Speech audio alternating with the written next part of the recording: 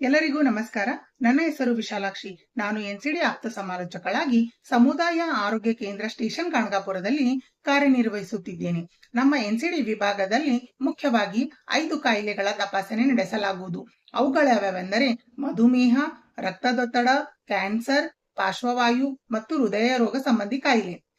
ನಮ್ಮ ಆಸ್ಪತ್ರೆಗೆ ಬರುವ 30 ವರ್ಷ ಮೇಲ್ಪಟ್ಟಿರುವ ಎಲ್ಲಾ ರೋಗಿಗಳಿಗೂ ರಕ್ತದೊತ್ತಡ ಅಂದರೆ ಬಿಪಿ, ಮಧುಮೇಹ ಎಂದರೆ ಶುಗರ್ ತಪಾಸಣೆ ನಡೆಸಿ ಅದರಲ್ಲಿ ತೊಂದರೆ ಕಂಡು ಬಂದಲ್ಲಿ ಡಾಕ್ಟರ್ ರಾಘವೇಂದ್ರ ಸರ್ ಮತ್ತು ಡಾಕ್ಟರ್ ಶ್ವೇತಾ ಮೇಡಮ್ ಅವರ ಮಾರ್ಗದರ್ಶನದಲ್ಲಿ ಸೂಕ್ತ ಚಿಕಿತ್ಸೆ ನೀಡಲಾಗುವುದು.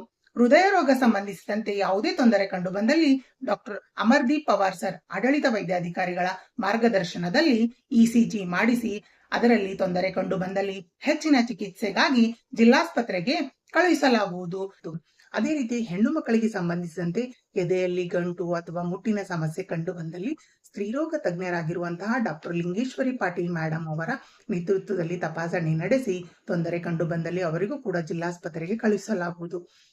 ಅದೇ ರೀತಿ ಬಾಯಿಯಲ್ಲಿ ಹುಣ್ಣು ಅಥವಾ ಯಾವುದೇ ರೀತಿಯ ಸಮಸ್ಯೆ ಕಂಡು ಬಂದಲ್ಲಿ ದಂತ ವೈದ್ಯಾಧಿಕಾರಿಯಾಗಿರುವಂತಹ ಡಾಕ್ಟರ್ ವಿಜೇತಾ ಜಾಧವ್ ಮೇಡಮ್ ಅವರ ಮಾರ್ಗದರ್ಶನದಲ್ಲಿ ತಪಾಸಣೆ ನಡೆಸಿ ಅವರಿಗೆ ತೊಂದರೆ ಕಂಡು ಬಂದಲ್ಲಿ ಸೂಕ್ತ ಚಿಕಿತ್ಸೆಗಾಗಿ ಜಿಲ್ಲಾಸ್ಪತ್ರೆಗೆ ಕಳುಹಿಸಲಾಗುವುದು. ನಮ್ಮ ಎನ್ಸಿಡಿ ವಿಭಾಗದಲ್ಲಿ ನಾವು 5 ಜನ ಕಾರ್ಯನಿರ್ವಹಿಸುತ್ತೇವೆ.